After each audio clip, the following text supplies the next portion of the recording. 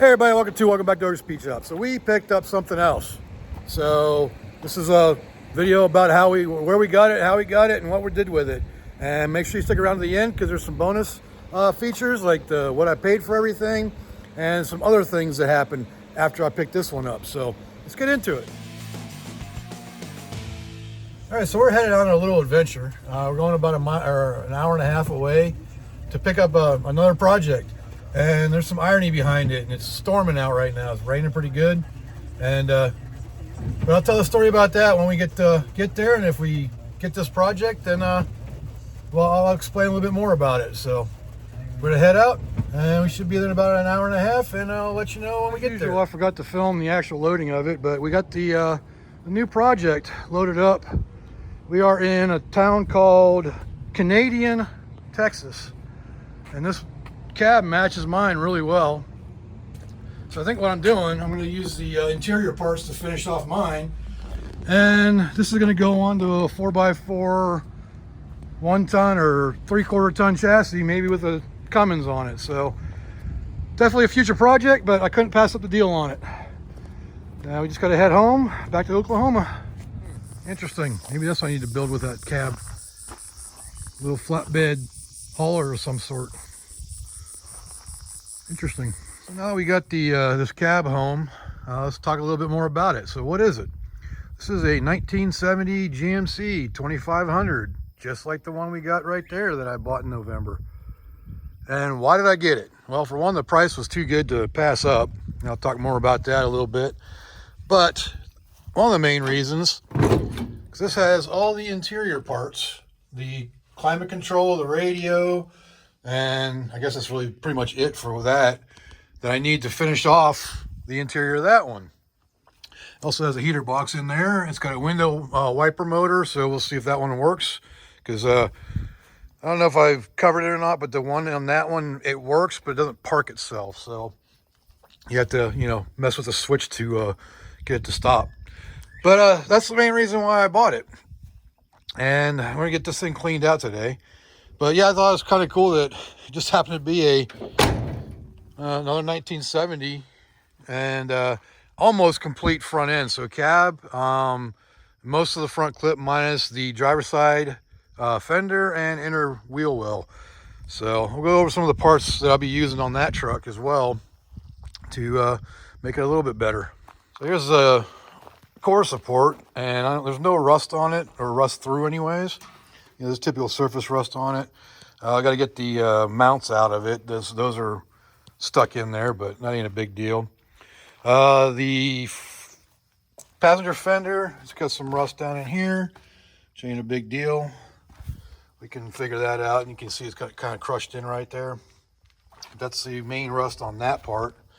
But another part we got that turned out really nice is we have this new grill. And the reason why that's important, see this corner right here? That's in perfect condition. Whereas the one that was on here, that is crunched up from when this fender got hit. So it's ironically the one fender that I need, it is, you know, the one that's missing, but it ain't a big deal. Another thing we got is really good and in much better condition, because I can fix this, and I probably will, because, you know, it's still a good hood overall. It just needs this repair right here.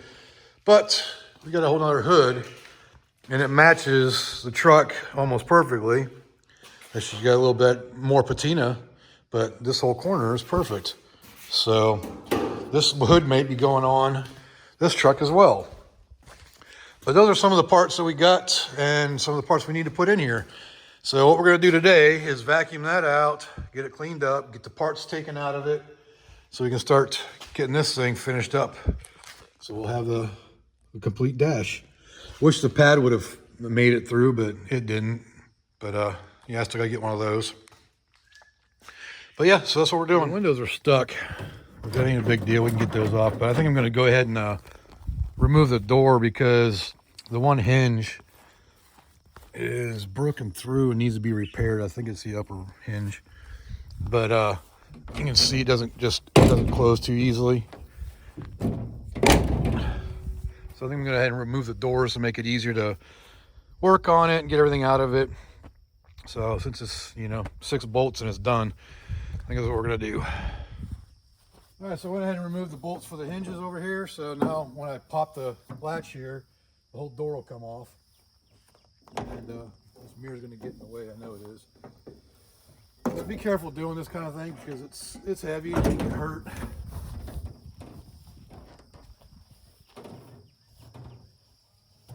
These things, it still has the door panels and everything on it.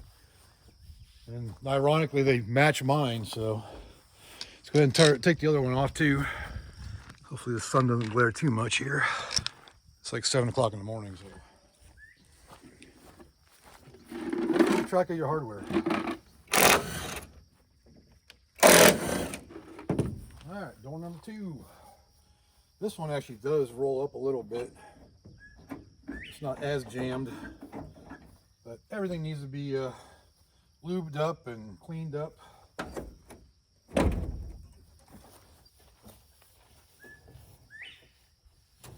There we go. That'll make cleanup a little bit easier. I don't know. All right, let me get you in here so you can see what we're dealing with. So it's just kind of a muddy mess right now. You can see you got a hole down here. The floor doesn't look too bad yet that I've seen. This rocker panel's definitely toast, so we'll be replacing those. But if y'all remember from my last video doing that one, I got the entire, I did the floor pans and the rockers all for 144 bucks from Summit. So it may be more now, who knows, but yeah, we got good parts here. We'll get the tank out next. Cab part, I forgot to mention. Look at that battery tray. It's not even rusted out. So, I mean, it's got surface rust on it, but it ain't rusted through. So we got a good battery tray. That's hard to come by. All right, we got her all vacuumed out now. Good to see a little bit more of the rust. There's some back here. The seat pans themselves look pretty good. Even the floors aren't too bad. More so up there in the footwells, or the, I don't know what part is that, the firewall, is that part of the firewall? I don't know, but anyways, the floor pans themselves don't look half bad. It's just got areas like this and like this that I have to check and see if they make replacement parts for it. I think there's another hole back over on that side too. But now we can at least get in here and not be too overwhelmed with the dirt. And there's something about vehicles in Oklahoma.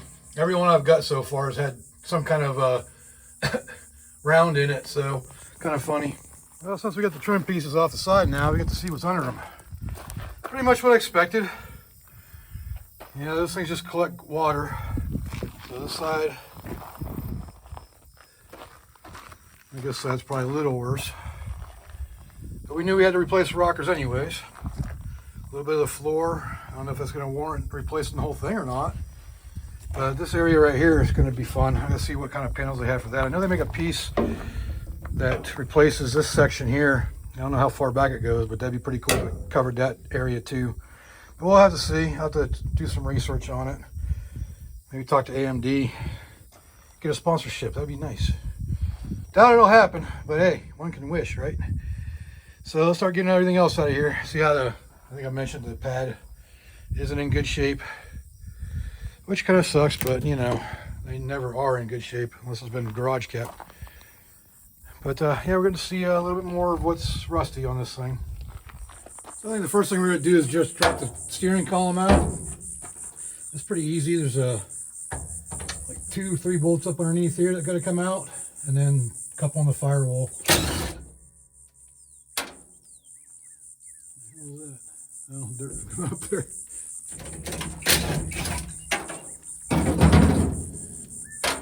That little plate that goes up underneath there. Got your stoppers for your pedals on there. Look at that old switch. I wonder what that went to. Okay, so that's it on that one. Now you got 2 more 1/2-inch bolts that hold the strap up here. We're gonna go ahead and go into the what the heck did they do there? Oh. They ran the wires to the side over here for some reason. But we're gonna go to the front and get the plates off of that first. There's a strap right here that holds it to this plate here, and this plate that goes to the firewall. bolt and nut on there. This may have been a nut and bolt from the factory, I don't remember.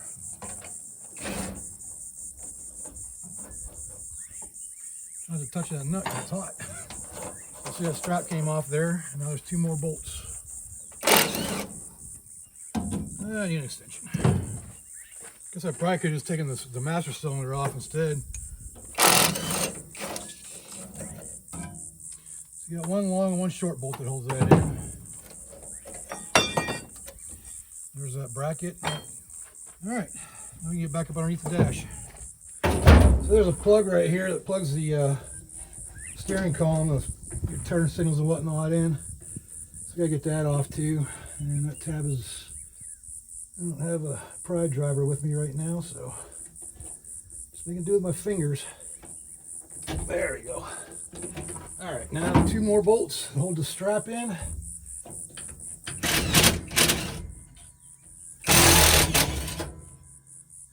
There's the strap that holds it up into the dash. Now it's stuck on my head. Alright, so get the plug out of there. And, oh, I forgot about the 2 brackets, 2 braces. There's 2 more 3/8 screws in the firewall there. Hold a plate. Oh, that's a 5/16.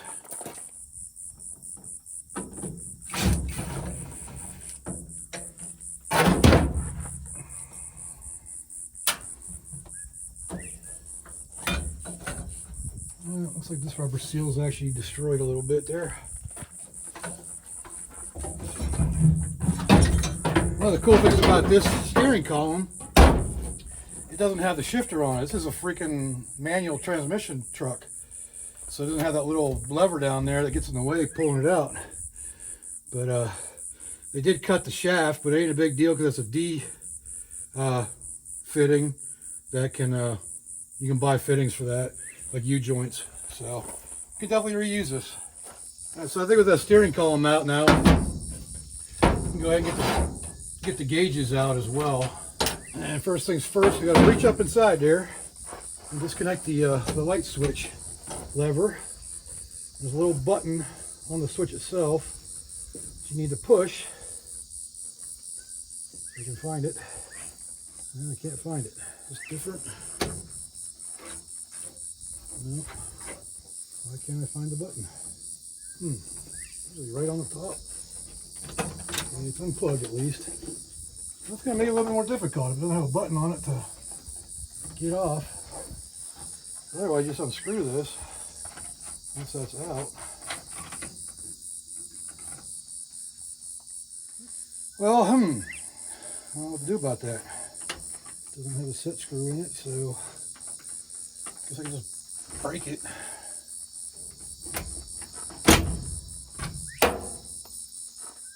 There we go. Need that back because that's something that's useful. Didn't even break it, bent it a little bit, but now I can get to the socket or the nut on there. Well, I tell you what, one thing's for sure, I need to learn to start cleaning up one project before I start on another. How many of you have that problem where you got a bunch of stuff laying around from 4 different projects?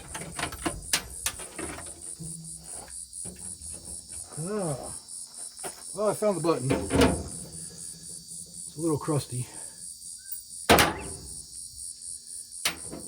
want to lose that either. I had to rebuy that thing. Yeah, it wouldn't have worked anyways. See, this is the little button I was talking about, trying to find. But, no, I guess it did release now. Just couldn't quite find it underneath there because it's got a vacuum module on it. Not sure what that goes to on this. Maybe something to do with, I don't know. I don't know why it's got a vacuum module on the switch. It doesn't have like pop-up headlights or anything, so I don't know. Weird. All right, so the only other thing we gotta look at is there's a set screw on this. It's a small little screwdriver. It's already loose, so, oh, nope. Yeah, so the set screw wasn't actually tight, which is good, makes it easier. So, and unscrew that as well. Pair of small needle nose works. There is a tool for these things too, but I might have one, I just don't know where it's at. So this is actually attached to the dash metal by itself, so you don't have to worry about unscrewing it. This freaking gauge cluster is nice. There's no cracks or nothing in it. Maybe I should put this one on the other one too. Doesn't have a screw in it. No screw, no screw. What in the world is holding this thing in? What the heck? Am I looking? Wow, that wasn't even... The only thing attaching it was the switch for the headlights. I'm not sure about this thing here. Ow. So this is already unscrewed. I don't know about this light. What it's even for. Spring loaded. What the heck? Oh, interesting. Don't see that very often. It's just a light, but it's spring loaded. I don't know if you can see that or not. It's spring loaded to hold it in place. Kind of like a socket, but not. That's interesting. So this should come out now. Everything holding it in. The speedo cable isn't. There's nothing left of it, and we have oil, which probably needs to be disconnected. So I can pull it through the grommet. Now the grommet attaches from the outside, so you can't really pull that through. So you gotta disconnect the line right here. This oil line is a 5/16, and it's tight. Did it go or did it strip? I think it's stripped. Yep. All right, so I'm cutting that. Let's get the plug out. Printed circuit card looks pretty good too.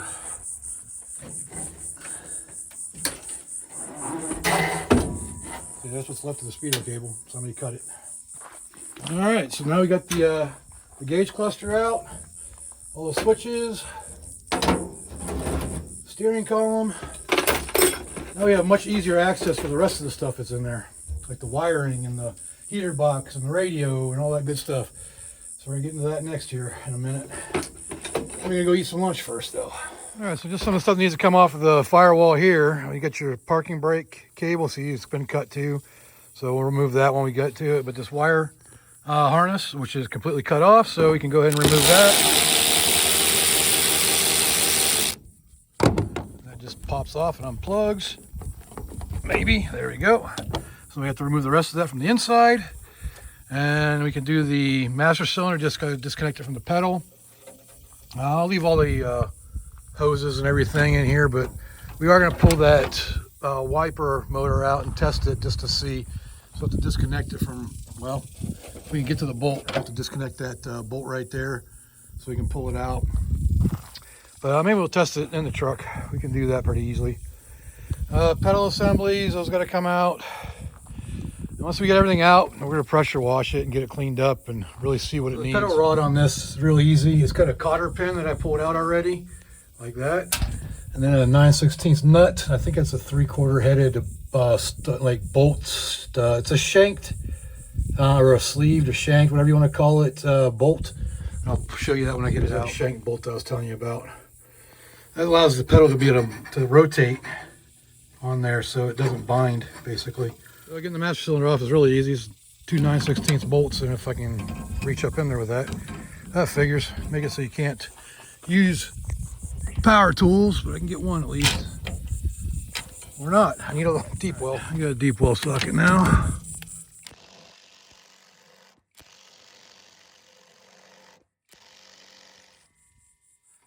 All right, ratchet it is. All right, I got the master cylinder off. That was kind of a pain in the butt. This one right here was like super tight. I had to use a regular wrench after I stripped the nut out, so it's a pain in the butt, you know, doing a 1/4 turn at a time. So all right, so we can continue on. Get in here, get the pedals off. These pedals are actually kind of cool. Look at how the clutch pedal actually goes over to the other side. So you got your clutch pedal on this side, but the lever itself transfers over to the inside and down through the firewall right there. out to your Z-bar, which would be right there. Kind of similar to what the truck is, the C10 or the K10. It's kind of similar to that. You can see the little boot right there. That's where the bar comes down for it on this one. But the only difference is instead of being on the outside, it's on the inside of the frame. Kind of cool. All right, so we got the 4 nuts off the front of the pedal assembly on the firewall. There's only 1 bolt left right there. And I removed the clutch pedal lever that went through the firewall right there. It was just held in with a little penny nail, like barely even in there. So if we remove that, it should drop the whole pedal assembly down.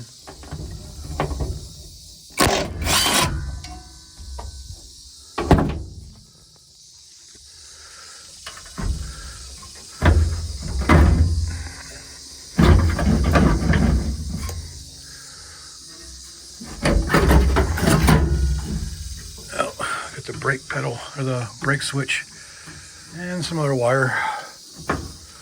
There's a brake switch on there somewhere. There it is. Got the switch disconnected. It was that one right there. That should all come out as soon as the switch that was caught on. All right, so that's a big part out of it now too. Right, so I got the under dash harness out and the ignition switch. I'll show you how to remove that too. Here later, but so yeah, all that's left is the heater box, heater controls. I did just notice that the one lever isn't there, so hopefully I can figure out a way of repairing that. Cigarette lighter, radio, and windshield wiper, and the parking brake cable. Oh, that's another thing. This parking brake has the switch on it. Mine doesn't, so there's another bonus to this. And yeah, this fell out of the heater ducting, so can we imagine what else we're gonna find in there? What I was saying about a total mess. This is from the 80K10. This is all from that new 70 K10. You know, just parts everywhere. But I was working on the tanks on this. They're good to go, which is cool. So yeah, you just make a mess when you working on multiple projects. I'd be curious how these things go together. So this is the outer heater box, and you see where the heater core would go right there. And those studs from the inner portion of the heater assembly comes through. What is there, 2 of them? Yeah, 1 and 2. And another one should be right there. I think that screws in from this side. Can't remember, it's been a while, but then, you know, this all comes off. And yeah, so that is a screw that just goes in from this side. And then these screws here, you can see the heads of them, or the tips of them. That's what holds it in on the inside. So, got like 3 screws to take out, maybe 4. I think this is just a ground wire. And so, looks like, yeah, 1, 2, 3 screws to take out from the inside, and that box should fall out. Let me see what we got up in here. So yeah, see that one right there, and then 1 down there. So 3 total. Almost forgot, there is another one right there in the middle on the tunnel that holds in part of this. So we can't really see the screw from here because it's covered with crap, literal. All right, if we look right there, there's the bolt that holds the last bit of the heater core. So there's 4 bolts that need to come out, or screws.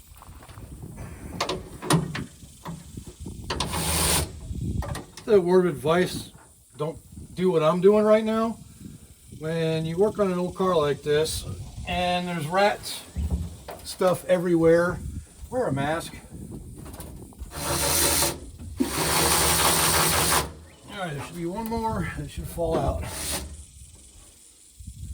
Or at least it didn't fall out. It does have a seal on it, so it might take a little maneuvering.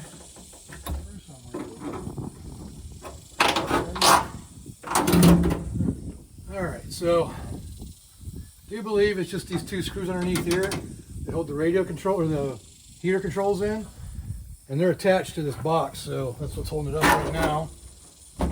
So we have 1 flathead screw that's just spinning. They have a nut on a. Okay, they replaced this screw. It's got a nut on the back side of it. And I hate flathead screws. Let's see if this slot's big enough for me to fit a flathead in it. Oh, look at that. This one actually screws into the controller the way it's supposed to. Should be it. And that comes out just like that. And there you have it. One heater box. This right here is really the only thing I needed was the controls. I don't know what that spacer was for. Alright, to get the radio out, there's nuts on these screws. You gotta pull the knobs off first. And once you have the knobs off, then there's a nut behind it. I believe it's a 5/8, yep. It's the same as what the headlight and the wiper switch are held in with. See these little flat.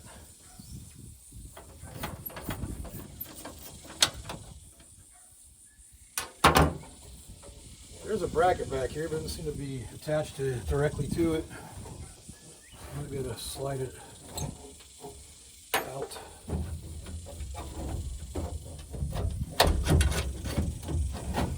And down. There you go. This thing was full of crap too. Like, I don't know if you can see that or not. That whole dial is full of crap. Overall, the radio don't look too bad. It's just basically going to be a filler piece unless it works, which would be cool. Still has the original little speaker in there. Right, so the only things left in here are the wiper motor and the gas pedal, and then the insulation stuff on the horn relay, on the parking brake pedal too. So we're getting closer to be able to just hit this thing with a pressure washer. We'll take this, beat up pad out of here too, and the defrost. That's actually in better shape than mine. Mine's broken. Yeah, that one's good too. Cool. All right, so that'll do it for this portion. All right, so we took the doors off, and now we know why it was sagging. See how that part of the hinge mount is actually bent out. You can see where the door is kind of dinged out. That's supposed to be flat, and this is where it took a hit of some sort and ripped the skin off the door. So it's all stuff I got to repair, but overall the door looks pretty good. They feel a little heavy. They might be filled with like mud and dirt in the bottom, so I have to check that out. So we'll pull the panels off at some point and check all that. But overall, the doors don't seem like they're all that rusted out at the bottom, which is good. Passenger side door is good.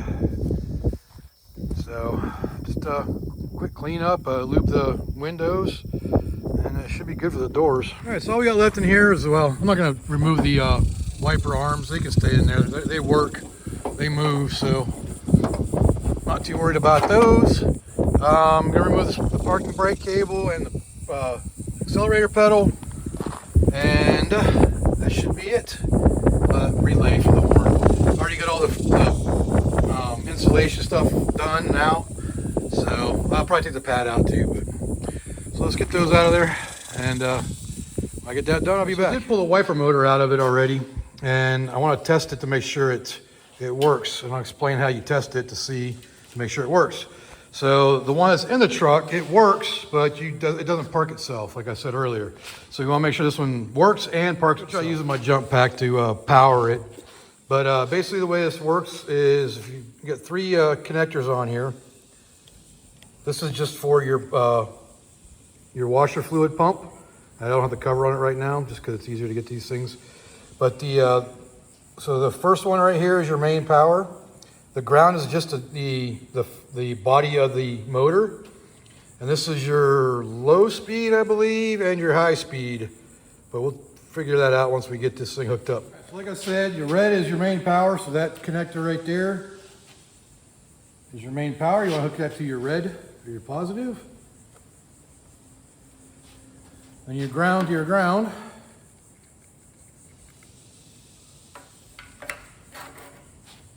And turn the power on.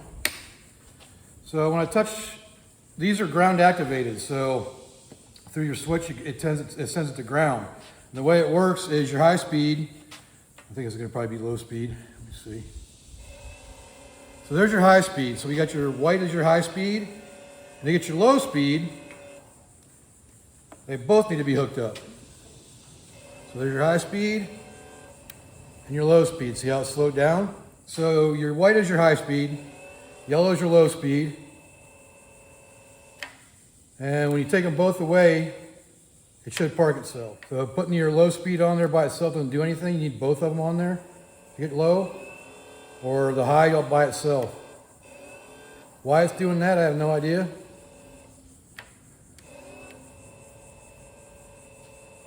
But it is parking itself. So I feel safe putting this in there. I don't know why it's rambling on like that. Maybe it's just got a, just something to do with the jump pack or something. But we'll see what happens when it's in the truck. But yeah, we got a good working wiper motor. So we're gonna put this in the first 1970 GMC that we have. All right, so everything is out. The only thing I don't think I'm gonna take the vents out. I think this can stay in. Probably spray down the side there at least though. But there's holes everywhere, and I'm sure there's a nest in each one of those. But we got everything out. Pedals are all out. Everything's off the firewall. There's a ground wire right there, no big deal. And what used to be rubber but is now kind of plastic, the boot for the shifter rod or the clutch rod. So I have to see about getting new ones of those when it comes time, but we got plenty of time before we worry about that. I don't know if y'all remember, but I had a cab lifting apparatus that I used to put the cab back on the first 70 that we have. But I ended up cutting it up to do a seat frame for it to fit that seat from that truck into that truck. So I had to get some more steel. I already had some. This was the gate I used for the duck pen. And since we don't need it anymore, unfortunately, I'm going to recycle it and make another one of those lifting apparatuses to get the cab off the trailer. So we'll be doing that after we pressure wash it. All right, so before I pressure wash this, I am going to remove these vents. I just want to show you how to do it. That way, in case you ever have to, you can. So you see these two screws right here? You take those out. And then over here, see this little pin? It's spring loaded. You just pull it down and it can slide the vent out just like that, and it'll pop up. I just gotta get these screws out first for the handle, and then the rest of it will pop up out of there. That's it. Now that I got that bracket disconnected and that pin out up there, you just kind of shimmy it out and it pops right out. So it's just a pin down on the bottom, a spring-loaded pin at the top, and that's how you get the vents out. That simple. All right, so it's time to pressure wash this thing. Got the pressure washer out, just got to turn the water on, fire it up, and don't expect a sexy pressure washing video from me. I can't compete with Puddin's Fab Shop.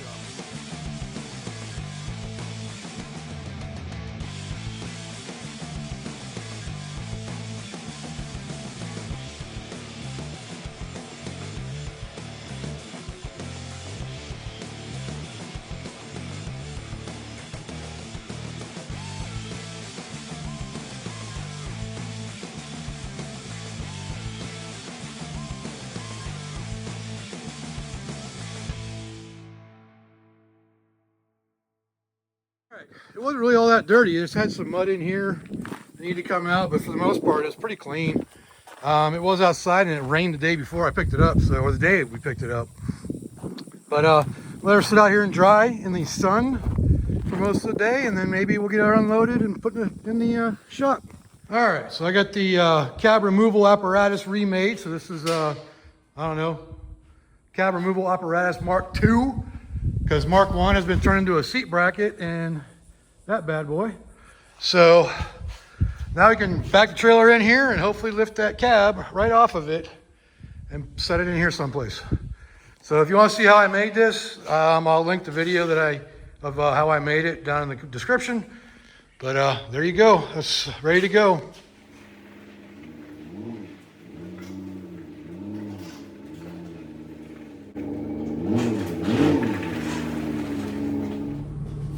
That'll be fine right there. What do you think? You got plenty of room. Let me check this tank. That's what's good. It's like 100 degrees right now. I'm gonna leave the truck running so I can pull it out.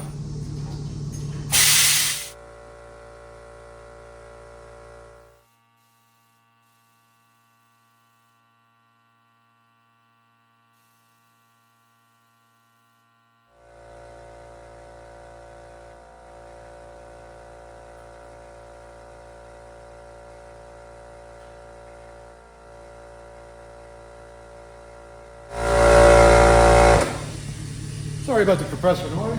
It's too small for the shop.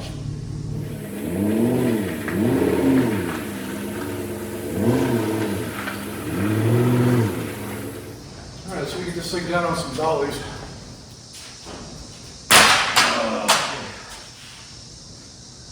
Just down the rocker is going to be fine. Next time might be a problem because it's on because of the lift, because I hit place. But we'll see what we can do.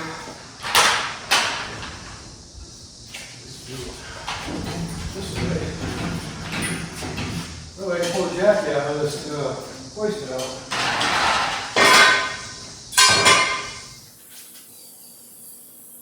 Don't worry about me setting down the rockers. The rockers are going to get replaced eventually.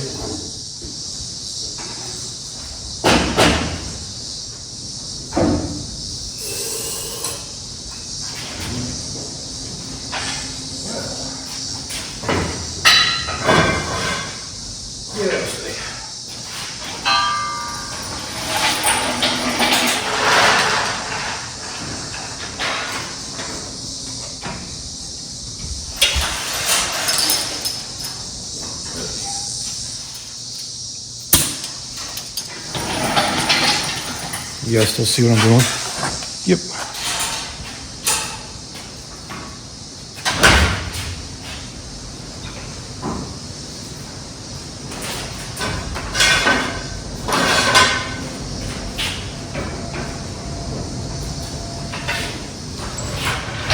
Well, all things considered, that went pretty smoothly. It almost fell off, but hey, there's a roll. So you get this thing tucked back in this little corner back there, and then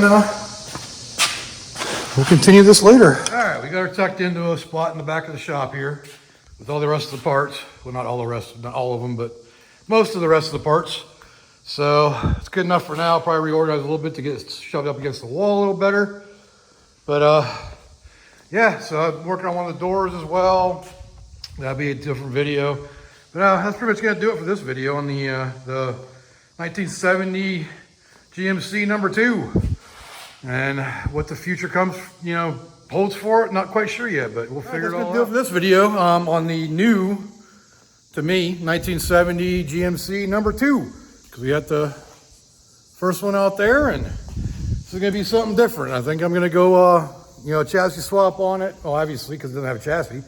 But I'm thinking we'll get into it if what I'm trying to do works out. So if that does, then you'll all be the first to know. So on that note, if you like this video, leave me a like down there, leave me a comment. Let me know what I can do better, and subscribe while you're at it. For everybody who's still here, appreciate you being here till the very end. Till next time, I will see you all later. So in the process of tearing that cab down that we got, I found on Facebook Marketplace, somebody selling some doors and some fenders. And we all know I needed a fender for the driver's side because this cab didn't come with it, as you saw in the video. So I got a driver's side fenders back there and the inner fender, the wheel well. And I also got the doors because if you remember, the driver's side door on that cab, the hinge is pulling out of the door, so that needs to be repaired. But I figured, heck, get a whole new door, it'd be that much easier. I just can paint it. So I got the 2 doors, the 2 fenders, the 2 inner wheel wells, heater box. So there's something else, but I got a bunch of stuff from the guy. Oh, battery tray, another good battery tray. And those are hard enough to come by, so I got 2 good battery trays now. Just need to be cleaned up. But got all that I got the doors, the fenders, battery tray, and everything from the second sale for $200. So I think that's a pretty good deal for all that stuff. And the cab, with all the interior parts I needed to complete this one. So I got the radio in there now, the heater controls. I got a heater box I'm gonna put in there now too. I only paid $400 for this, and it's a VIN tagged cab, so I can legalize this truck and build a new project. And I got a plan for that. We'll talk about that in a later video. But we got some more stuff coming up on this thing, but other than that, that's gonna pretty much do it. So I got the cab for $400 and the parts for $200. So I spent $600 and basically have another new truck or another truck to build. So not bad in my opinion. Thanks for watching.